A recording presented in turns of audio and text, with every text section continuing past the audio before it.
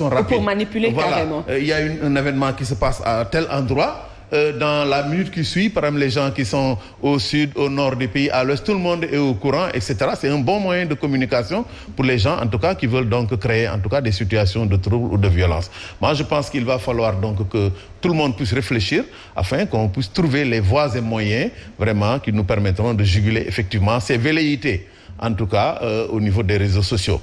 Mais en tout état de cause, moi, je suis pas très pessimiste. Oui. Je pense que notre peuple a ce qu'on appelle des ressorts dont lui seul a le secret. À chaque fois qu'on a pensé vraiment qu'on va être au bord de l'apocalypse, au bord du chaos, les gens ont pu quand même se ressaisir à travers les messages donc, de nos autorités religieuses, de nos autorités coutumières, etc., et de la société civile. Chacun parle, et je pense que tant que pour le moment c'est des invectives, c'est vraiment on bombe le torse, etc., c'est une violence verbale, quand même, je pense que tant que ça ne franchit pas des limites, je pense qu'on a des raisons de ne pas être inquiet. Et moi, je pense beaucoup plus ça. Bien que nous devons aujourd'hui, dans tous les cas, avoir une démarche d'anticipation, comme le disait Ablaye, nous devons faire de la prévention. Il ne faut pas attendre que le feu se déclare. Parce que des fois, les facteurs qui déclenchent la violence ou la crise, personne des fois ne va venir. C'est comme je dis, ça part d'un petit rien. Alors nous en sommes conscients, c'est pourquoi nous multiplions les initiatives, nous essayons vraiment dans une démarche pédagogique, même si ça peut sembler peut-être pour certains à de la cacophonie, bon, mais chacun dans le domaine en tout cas qui est le sien, essayer de jouer sa partition pour que en fait, lorsque ça fera tilt dans la tête des Sénégalais, lorsque, bon, dans les oreilles des gens, les gens vont entendre tous les jours au niveau des radios, des appels donc à la paix, à la retenue, etc. Je pense que quand même nous arriverons en tout cas à avoir des élections. Et vous avez lancé d'ailleurs dans ce cadre-là un projet pour une participation pacifique aux élections. Et vous ciblez quelques localités à Dakar telles que Grand Yoff, Parcelles Assainies et également Ziguinchor. C'est ça. Pourquoi ces localités? Voilà, donc exactement comme vous l'avez dit, en partenariat avec je crois que donc nos amis de l'ambassade du Canada qui nous ont accompagnés. Après 2017, nous avons un partenariat qui nous ont soutenus. Nous avons lancé donc ce projet dans le cadre justement de cette lutte contre les violences électorales que nous avons intitulé « Promouvoir une participation pacifique aux élections ». Alors, notre objectif, c'est vraiment de toucher l'ensemble du territoire. Mais compte tenu peut-être des moyens qui sont assez limités, nous avons au niveau donc de Dakar ciblé 3 communes, à savoir donc Grand Yoff, Parcelles Assainies et Golfe Sud. Pourquoi donc ces localités à Dakar? Parce que du point de vue de la densité démographique et électorale, ce sont quand même des zones les plus peuplées, les plus denses au point de vue électoral. Il n'est pas rare d'entendre les gens dire que oui, si vous gagnez Parcelles Assainies, vous gagnez Grand Yoff, vous gagnez Dakar. Vous voyez, et ensuite, maintenant, au plan sociologique, il y a aujourd'hui donc un magma, un brassage, disons, culturel, ethnique, linguistique, donc dans ces zones-là. Alors, nous avons dit aujourd'hui que nous allons, au niveau de ces zones, vraiment faire un travail de sensibilisation. Nous avons lancé aujourd'hui, disons, le démarrage de l'activité à travers un panel. Nous allons descendre sur le terrain. Nous avons rencontré les cibles les plus vulnérables, c'est-à-dire que donc les associations de jeunes, les associations de femmes et également les acteurs politiques pour échanger avec eux sur les moyens effectivement donc de prévenir cette violence. Nous avons également choisi la région de Ziguinchor, qui quand même représente un enjeu politique majeur, compte tenu de la personnalité des candidats qui dirigent les listes.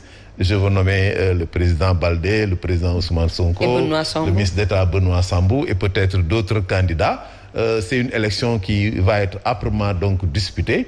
Et compte tenu quand même de ce qui s'est passé à Ziguinchor, où on a connu quand même presque 40 années de conflit, c'est vrai que même aujourd'hui ici, on est dans une dynamique de paix. En tout cas, une petite étincelle pourrait peut-être raviver les tensions. C'est la raison pour laquelle nous avons dit que dans notre programme, nous allons inclure donc Ziguinchor. Nous allons nous y rendre dans la période du 15 au 20 et nous prévoyons le 18 décembre de tenir également donc un atelier où nous allons impliquer les autorités administratives, les listes en compétition, les organisations qui œuvrent pour la paix en Casamance. Il y a le collectif des femmes pour la paix en Casamance, la dynamique de paix en Casamance, voilà, les étudiants de l'université Assane Seck, les conducteurs de moto Jakarta avec qui nous sommes vraiment en contact, pour voir vraiment comment les impliquer pour pouvoir donc véhiculer donc ce message donc de paix. C'est justement pour ça. Maintenant, Après cette campagne de sensibilisation sur le terrain, nous continuons donc en essayant donc au plan de la communication de toucher le maximum de cibles. Et là, nous allons développer des campagnes donc au niveau des réseaux sociaux avec des blogueurs qui vont vraiment donc relayer en fait les informations. Nous sommes en train de produire une capsule vidéo en français et en wolof qui va être donc passée en boucle dans certains sites pendant au moins une dizaine de jours durant la période de la campagne pour que en fait donc vraiment le maximum de Sénégalais et de jeunes puissent être touchés. C'est ça un peu notre démarche. Et je dis de l'autre côté, moi je fais partie des membres fondateurs de Jàmmi Réew Mi et en partenariat avec le CUDIS également, il y a des initiatives qui sont menées justement par rapport à cette charte de non-violence dont vous avez entendu parler il y a quelques jours. C'est vrai qu'il a soulevé quelques controverses. Qui n'est pas bien accueilli partout. Demain, je crois qu'il y a le CUDIS et Jàmmi Réew Mi organisent, je pense, un atelier de restitution, des discussions, des échanges qu'ils ont eus avec les acteurs politiques, avec le président de la République. Ensuite, ils vont décliner un peu la charte. Donc, c'est des démarches complémentaires. Ils sont donc dans un peu donc la signature de la charte.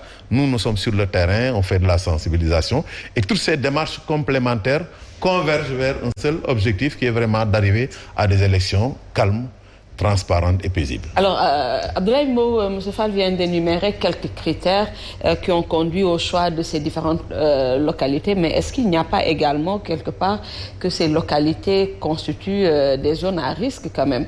Oui, c'est des localités, quoi qu'on puisse dire, qui constituent des zones à risque. On se souvient justement de ces affrontements assez violents durant la campagne électorale de 2017 dans la collectivité territoriale de Grand Yoff.